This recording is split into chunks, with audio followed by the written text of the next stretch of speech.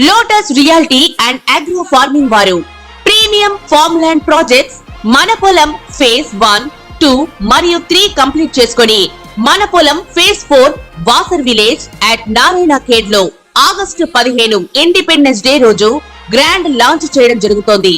Launching మరియు independence day సందర్భంగా 5 guntas land out rate లో బుక్ చేసుకున్న వారికి 1,50,000 రూపాయల డిస్కౌంట్ తో పాటు 2 గ్రాముల గోల్డ్ ఫ్రీగా ఇస్తున్నారు. పూర్తి వివరాలకు సంప్రదించండి. ఓం మహాగణాధిపతయే నమః. ఓం గురుభ్యో నమః. ఓం శ్రీమాత్రే నమః. పరమేశ్వర స్వరూపమైనటువంటి జ్యోతిష, వాస్తు మరియు ఇతర అనేకమైనటువంటి శాస్త్రములను మనకు అందించినటువంటి మహర్షులకి నమస్కారం. హయగ్రీవ హయగ్రీవ హయగ్రీవేతి యో వదేత్ తస్య నిస్సరతే వాణి జహ్నుకన్యా ప్రవాహవత్. అరుణాం కరుణాతరంగితాక్షీం ధృతపాశాంకుశపుష్పబాణచాపాం అనిమాదిభిరావృతాం మయూకైః అహమిత్యేవ విభావయే భవానీం. శ్రీమాత్రే నమః. ప్రేక్షకులకి లలితాంబిక అమ్మవారి యొక్క అనుగ్రహం పరిపూర్ణంగా కలగాలని మనస్ఫూర్తిగా కోరుకుంటూ మనం ఈరోజు చెప్పుకోవేటువంటి టాపిక్, మన జీవితంలో ధనం వచ్చేటువంటి మార్గం ఏ రూపంలో ఉంటుంది, మనం నష్టపోయేటువంటి మార్గం ఏ రూపంలో వస్తుంది అనేటువంటి విషయం మనకు తెలిసినట్లయితే జీవితంలో నష్టపోకుండా ఉంటాము, ధనం రాబడి ఉంటుంది. అయితే దీనికి ప్రతి లగ్నానికి స్పెసిఫిక్గా కొన్ని ఉంటాయి. అలాగే అసలు date of birth, time, place తెలియని వాళ్ళకు కూడా ఎలా చేసుకోవాలనేటువంటి చెప్తాను. కాబట్టి ఏంటంటే వీడియో ఎండింగ్ వరకు చూస్తే ఇన్ఫర్మేషన్ అనేటువంటిది ఉంటుంది. మొట్టమొదటిగా మనం ఇక్కడ కండిషన్స్ అసలు ఏమిటి, మళ్ళీ ఇక్కడ విదేశాల్లో ఉద్యోగం చేసే వాళ్ళకి వేరే ఉంటుంది, అవన్నీ కూడా నేను మీకు ఆఖరి వరకు చెప్తాను, చూస్తూ ఉండండి. మకర లగ్నము, మకర రాశి. మకరం వారికి కనుక చూసుకున్నట్లయితే మీ యొక్క స్ట్రెంగ్త్ ఏమిటంటే మకరం పట్టు అంటే ఎక్కువ పట్టుదల ఉంటుంది. మీకు ధనాన్ని ఇచ్చే కారకుడు ఎవరు, రుణాన్ని ఇచ్చే కారకుడు ఎవరు, అంటే ఇన్ సెన్స్ ఎక్కువ ఖర్చులు ఇచ్చే కారకుడు ఎవరు, ఇది ఫస్ట్ మనం తెలుసుకోగలగాలి. సర్వసాధారణంగా అందరికీ ఉన్నటువంటి ఒక అపోహ ఏమిటంటే, అపోహని కాదు, సర్వసాధారణంగా మనకి మహర్షి చెప్పినట్టుగా సర్వే త్రికోణ నేతారో గ్రహాః శుభఫలప్రదాః అనేటువంటి ఒక శ్లోకం బట్టి లగ్నాధిపతి శుభుడు కదండి మాకు శని అంటారు. ఎగ్జాక్ట్లీ, అందులో ఎటువంటి డౌట్ లేదు. బట్ ఆ శని ఎలా ఉన్నాడు ఈజ్ మోస్ట్ ఇంపార్టెంట్. ఎందుకంటే చాలామంది నన్ను అడిగింది ఏమిటంటే, ఏమంటే నాకు లగ్న ద్వితీయాధిపతి శని కదా, నాకు శని మహాదశ అద్భుతంగా ఉండాలి, కానీ కొంతమందికి అద్భుతంగా ఉంటుంది, కొంతమందికి అద్భుతంగా ఉండట్లేదు. What is the reason? అలాగే చాలామంది పంచమ దశమాధిపతి శుక్ర మహాదశ వచ్చినప్పుడు అద్భుతంగా ఉండాలి, మరి ఎందుకు? కొంతమంది కోట్లు సంపాదిస్తే కొంతమంది ఎందుకు డౌన్ అవుతున్నారంటే it's depend on P A C, placement, aspect and conjunction. మనిషి జీవితంలాగే ఉంటుంది ఇది కూడా. అంటే నువ్వు ఎక్కడున్నావు, ఏ లొకాలిటీలో కూర్చున్నావు, ఎవరితో నీ యొక్క సంఘం అంటే ఎవరితో నువ్వు ఫ్రెండ్షిప్ చేస్తున్నావు, ఎవరితో నీ యొక్క కమ్యూనికేషన్స్ ఉన్నాయి, అలాగే ఎవరి ప్రభావంలో నువ్వు ఉన్నావు ఈజ్ మోస్ట్ ఇంపార్టెంట్. దాన్ని బట్టి నీ యొక్క జీవితం ఎలా అయితే ఎదుగుతుందో సేమ్ ప్లానెట్ కూడా అలాగే పనిచేస్తుంది. ఒక ప్లానెట్ ఒక దగ్గర ఉంది అంటే అది ఏ ప్లానెట్స్తో కనెక్ట్ అయ్యి ఉంది, ఆ యొక్క రిజల్ట్ అది 100% ఇస్తుంది, ఇంకా అందులో ఎటువంటి డౌట్ లేదు.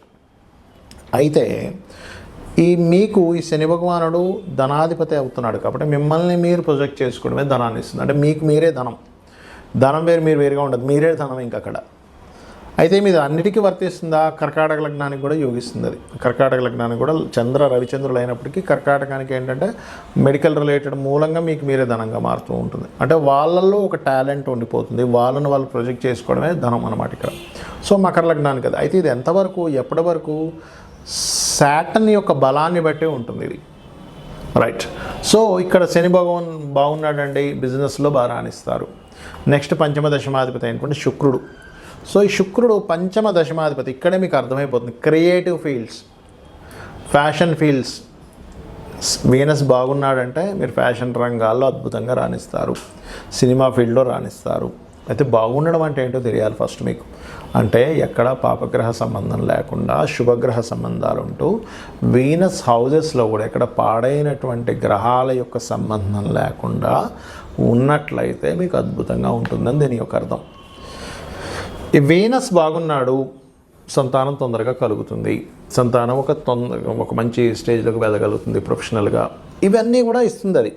మీకు ఒక్కరికే కాదు, మీ రిలేషన్స్లో ఉండే అన్నిటినీ కనెక్ట్ అవుతుంది అది.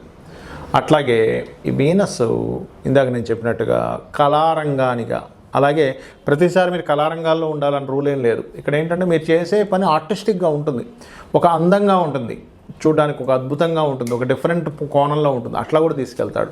అలా తీసుకెళ్తున్నాడంటే ఆయనే ధనాన్ని ఇస్తున్నాడండి, శుక్రుడే నాకు ధనాన్ని కాంబినేషన్లో పడ్డాడంటే మీరు ఆ రూట్లో వెళ్తే ధనం బాగా సంపాదిస్తారు. ఇక నెక్స్ట్ వచ్చేసి భాగ్యాధిపతి కూడా, భాగ్యాధిపతి ఈజ్ బుధుడు. కాకపోతే భాగ్యాధిపతికే షష్టమాధిపత్యం వచ్చింది. అంటే ఏమిటి, సమ్ టైమ్స్ కొన్ని మిస్అండర్స్టాండింగ్స్ వల్ల గురువులతో కూడా మీకు శత్రుత్వాలు వస్తుంటాయి. ఇది ఎప్పుడు ఈ మెర్క్యూరీ వెళ్ళి మార్స్తోని పాపగ్రహాలతో కలిస్తే ఎక్కువ అవుతుంది. అలా కాదు బాగున్నాడు అన్నప్పుడు మీరు టీచింగ్ కర్మాస్ మీకు యోగాన్ని ఇస్తుంది. ఏదైనా టీచింగ్ లెవెల్ దీంట్లోకి వెళ్ళారు, అదొక యోగాన్ని ఇస్తుంది. మెర్క్యూరీ మీకు ఉదాహరణకి మీ యొక్క జన్మజాతకంలో వక్రించున్నాడు అనుకోండి, వక్రించున్నప్పుడు ఇంకా ఖచ్చితంగా వెళ్ళాలి నాలెడ్జ్ షేరింగ్లో. మీరు నాలెడ్జ్ షేర్ చేయడానికే జన్మించారని అర్థం అనమాట. బుధుడు వక్రించున్నాడంటే అప్పుడేంటి, మీ జన్మ యొక్క సార్థకం అది. అంటే మీకు తెలిసినటువంటిది షేర్ చేసుకుంటూ వెళ్ళిపోతుండాలి, అప్పుడే మీ జన్మ కంప్లీట్ అవుతుంది. ఇది గుర్తుపెట్టుకోండి. ఇక మరొక విషయం ఏంటంటే ఇక్కడ లాభాధిపతి సర్వసాధారణంగా చతుర్థ లాభాధిపతి కుజుడు. కానీ కుజుడు కండిషన్ బాగుందా, మీ 4th హౌస్ పోర్ట్ఫోలియో ఎలా ఉందో అది చూడాలి. అది కనుక బాగుందా, మీరు భూములు ఫ్యాక్టరీస్ మీద ఎంత ఇన్వెస్ట్మెంట్ చేస్తే అంత కోటీశ్వర్లు అవుతూ ఉంటారు, అద్భుతంగా వెళ్తూ ఉంటారు. అది బాగలేదా, వాడి జోలికి వెళ్ళకూడదు. ఏమండి అంటే అది బాగలేదు అంతే. మీరు బాగలేని దానిలోకి వెళ్ళి మీరు ఏదో ప్రయత్నం చేయడం అనేటువంటిది వేస్ట్ అన్నమాట. అయితే కొంతమందికి ఇక్కడ ఒక చిన్న విషయం చెప్తాను. స్టార్టింగ్లో ఏదైనా బిజినెస్ పెడితే అది రాణించదు, తర్వాత రాణిస్తుంది. ఎందుకు అంటే ఆ బిజినెస్ వాళ్ళకి పడకపోవడం కాదు, ఓవరాల్గా వాళ్ళ జన్మజాతకంలో ఉన్నటువంటి గోచారము లేదా మహాదశ యోగించని మహాదశలో వాళ్ళు ఉంటారు. చిన్న ఎగ్జాంపుల్ చెప్పాలంటే కేఎఫ్సి అధినేత ఉన్నాడు, ఆయనకి ఎప్పుడు యోగించింది, ఒక 60s 70sలో యోగించింది. మరి ఇన్ని సంవత్సరాలు కూడా ఆయన ఫుడ్ రిలేటెడ్ దాంట్లోనే ఉన్నాడు కదండి. మరి అక్కడే ఎందుకు యోగించింది అంటే అక్కడ ఫుడ్ రిలేటెడ్ వాటి ద్వారా ధన యోగాన్ని ఇచ్చింది. మన రాజకీయ నాయకులను కూడా చూస్తుంటాం, ఒకసారి సీఎం అవుతారు, ఒకసారి మళ్ళీ పదవి పోతుంది, మళ్ళీ సీఎం అవుతారు, మళ్ళీ పదవి పోతుంది. అంటే ఏమిటి, ఆ పర్టికులర్ ఇయర్స్ వాళ్ళకి యోగాన్ని ఇస్తుంది. యోగం ఉంది కానీ ఆ పర్టికులర్ ఇయర్స్లో ఇవ్వాలి. అది దశ అండ్ ట్రాన్సిట్. ఇది పట్టుకోకుండా మనం గనక వెళ్తున్నాము అంటే అక్కడ పోతుంది. ఇది నాకు పనికిరాదు అనుకుంటాం ఒకటి తిని, లేకపోతే ఒక పని చేసుకుంటూ ఒక జాబ్ బిజినెస్ చేస్తూ. కానీ అది ఎప్పుడు పనికి వస్తుందో తెలియజేయాలి, ఎప్పుడు పనికిరాదు కూడా మనం అర్థం చేసుకోవాలి దాని ప్లాంటరీ దీన్ని బట్టి. ఇక్కడ మీకు వ్యయాధిపతి గురువు అవుతాడు. ఏమంటే గురుమహర్దశ వస్తే అంత వ్యయమా, తప్పు. గురుమహర్దశ వచ్చింది అంటే మీరు మీ యొక్క సేవలు అందిస్తూ సర్వీస్ రిలేటెడ్ ఓరియంటెడ్లో మీకు కనుక దానికి ధనయోగం వచ్చిందనుకోండి, సర్వీసెస్ ద్వారా డబ్బులు ఇస్తాడు, ఇంక వేరే ద్వారా ఇవ్వడు. అక్కడ సర్వీసెస్, ఓన్లీ సర్వీసెస్ ద్వారానే నేను గురుమహర్దశ వచ్చినప్పుడు దానికి కనుక ధనయోగం పట్టిన వాళ్ళని నేను చూసా. ఓన్లీ సర్వీసెస్ ధనయోగం, సర్వీసెస్ ద్వారా డబ్బులు వచ్చేటువంటి యోగము, ఇవి నేను చూశాను. కాబట్టి ఇవి ఇక్కడ చూసుకోవాలి. అయితే ఈ గురువు కనుక పాడైతే ఇన్వెస్ట్మెంట్స్ పెట్టేటప్పుడు చాలా జాగ్రత్తగా ఇన్వెస్ట్మెంట్ చేయాలి, గుర్తుపెట్టుకోండి. ఇక మీరు ముఖ్యంగా ఇక్కడ మీరు చేయవలసిన దేవతారాధన, అమ్మవారి యొక్క ఆరాధన చేయండి, అన్ని విధాలా బాగుంటుంది. ఇక్కడ ముఖ్యంగా మీకు నేను చెప్పాను, ధనాధిపతి ఒక గ్రహంతో కనెక్ట్ అయినప్పుడు దాని మూలంగా డబ్బులు వస్తాయి. అంటే చిన్న ఎగ్జాంపుల్ చెప్తాను చూడండి. ధనాధిపతి రవితో కనెక్ట్ అయ్యాడు, అప్పుడు మీరు ఏం చేయాలి, రవి బాగున్నాడా, ఆటోమేటిక్గా మీరు మెడికల్ రిలేటెడ్ వాటిల్లో వెళ్ళిపోతే బాగా వస్తాయి డబ్బులు. అది ఆరోగ్యాన్ని ఇచ్చే ఏదైనా సరే. చంద్రుడితో కనెక్ట్ అయ్యాడు, కంప్యూటర్స్, ఫుడ్ రిలేటెడ్. కానీ చాలామంది అడుగుతుంటారు, ఏమంటే నాకు హోటల్స్ పెట్టచ్చా, ఫుడ్. చంద్రుడు బాగున్నాడా, ధనాన్ని కనెక్టివిటీ ఇస్తున్నాడా, ఆ మహాదశ నడుస్తుందా, గుడ్. అలా కాదండి నేను సెక్యూరిటీ సర్వీసెస్ పెట్టుకుందాం అనుకుంటున్నాను, మార్స్ బాగుండాలి. అలా కాదు సార్ నేను ఒక ఏజెన్సీ పెట్టుకుందాం అనుకుంటున్నా, ఏజెన్సీ ద్వారా నాకు డబ్బులు రావాలనుకుంటున్నా, ఏమిటి, మెర్క్యూరీ బాగుండాలి. కాదండి నేను పలానా ఒక స్కూల్ ఆర్ కాలేజ్ పెట్టుకుందాం అనుకుంటున్నా, జూపిటర్ బాగుండి, జూపిటర్తో ధనాధిపతి కనెక్ట్ అయ్యి ఉండాలి. కొంతమంది మ్యారేజ్ బ్యూరోస్ పెట్టుకుని ఉంటారు, లేకపోతే ఫ్యాషన్ డిజైనింగ్ పెట్టుకుంటూ ఉంటారు, బ్యూటీ పార్లర్స్ పెట్టుకుంటూ ఉంటారు, లేనట్లయితే ఏదైనా అందమైన వస్తువులు అమ్మేటువంటిది పెట్టుకుంటూ ఉంటారు, కాస్ట్లీ వస్తువులు అమ్మేది పెట్టుకుంటారు. వీనస్ బాగుండి, వీనస్ ధన స్థానాన్ని సంబంధం కలిగి ఉండాలి, అప్పుడు 5th కనెక్టివిటీ కూడా ఉండాలి. అయితే ఇక్కడ ఏంటంటే ఎప్పుడు కూడా ప్లానెట్ బలం ఎంత ఉంది, అది పాపకర్తెల్లో ఉందా, శుభకర్తెల్లో ఉందా, ఈజ్ మోస్ట్ ఇంపార్టెంట్. కొంతమంది ఏం చేస్తారు, కన్సల్టెన్సీ సెంటర్స్ పెట్టుకుంటారు, అంటే వీళ్ళు జాబులు ఇప్పిస్తూ వాళ్ళు అందులో కొంత కమిషన్ తీసుకుంటారు. అలాంటప్పుడు సాటర్న్ బాగుండాలి.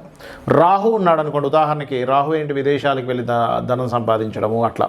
కొంతమంది ఆధ్యాత్మికమైనటువంటి చింతన, పూజలు చేస్తూ పౌరహిత్యంలో ఉంటారు. అప్పుడు కేతువు వాళ్ళకి బలంగా ధనయోగాన్ని ఇవ్వడం, కేతువు గురువు ఇద్దరు కలిసి ధనయోగాన్ని అద్భుతంగా ఉంటుంది.